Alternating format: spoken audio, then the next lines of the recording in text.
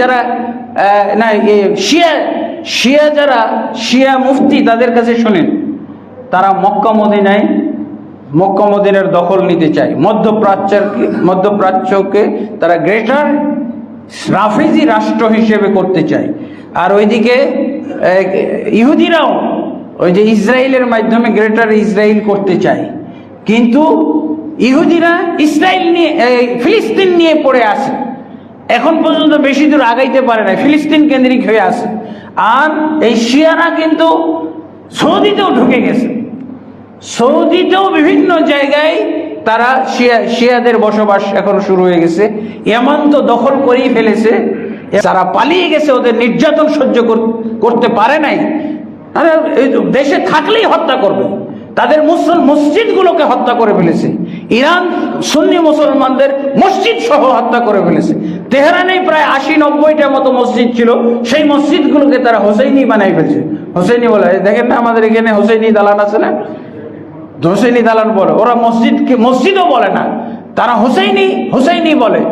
তাদের শিয়াদের মসজিদগুলোকে তারা হোসেইনি বলে।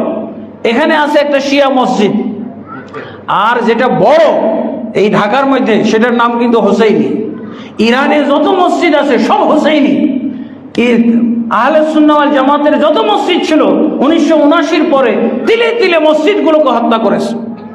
কাজেই ইহুদিদের, যদিও ইহুদিদের থেকে জন্ম নেওয়া এই রাফেজিরা, এরা ইহুদিদের চেয়েও জঘন্য।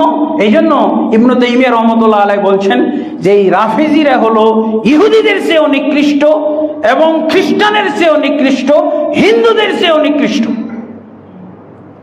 ইমাম ইবনে তাইমিয়া রাহমাতুল্লাহ মাজমু ফাতাওয়ার মধ্যে তিনি এই কথাটা কেন বলেছেন? আমরা তো আমাদের দেশেই ধর্ম বুঝি না, আমি এই শিয়া বুঝবো কি? শিয়াদের আমরা প্রেমিক হয়ে বসে আছি। ইন্না লিল্লাহি ওয়া ইন্না ইলাইহি রাজিউন। এরকম মুসলমান যদি শিয়া সম্পর্কে আমি না জানি, আমার দ্বারা কিছুই হবে না। আমি এই দেশেই আমি কলঙ্কিত মুসলিম। এই মুসলমান নাম ধারণ করা অনর্থক, তার চেয়ে আপনি শিয়া হয়ে যান। এই দেশে শিয়াদের যেভাবে প্রভাব পড়ছে, তারা কিতাবও লিখেছে, একটা কিতাব লিখে মানুষকে বিভ্রান্ত করছে। আমি সত্যবাদীদের সঙ্গী হয়ে গেলাম।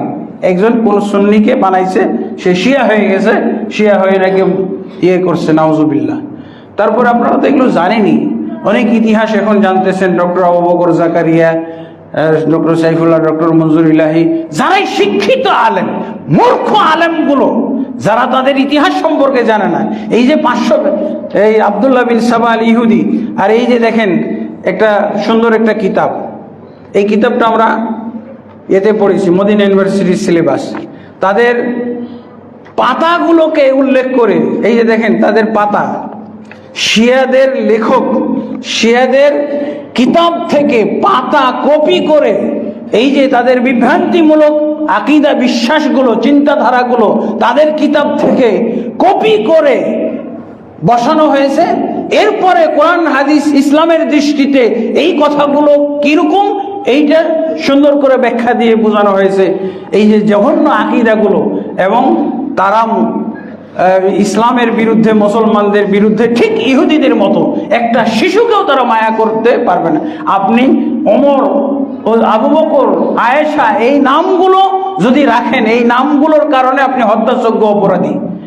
একজন দেখবেন একটা ক্রন্দনের একটা ডায়ালগ, একটা ভিডিও আপনারা দেখবেন, তার নাতি, তার নাম ছিল ওমর, সেই ওমরকে ধরে নিয়ে গিয়ে তাকে মাছ ভাজা করে ভেজে নিয়ে এসে দাদার কোলে দিচ্ছে, এই যে তোমার ওমর, দেখো ওমর নাম রাখো কেন? ওমর, আয়েশা, হাফসা, এই নাম যদি কোনো শিশুরও থাকে, ওই দেশে তো এই নাম, শুধু তাই না, আরব নামও রাখা যাবে না। এইটাই তারা একেবারে পাশ করেছে, আইন পাশ করেছে, আরব কোনো নাম রাখা যাবে না।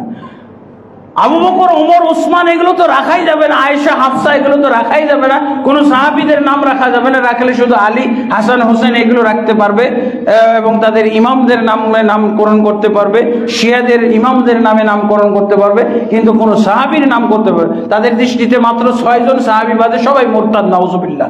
এবং তাদেরকে হত্যা করার জন্য বিন্দু মাত্র মায়া দয়া করা যাবে না।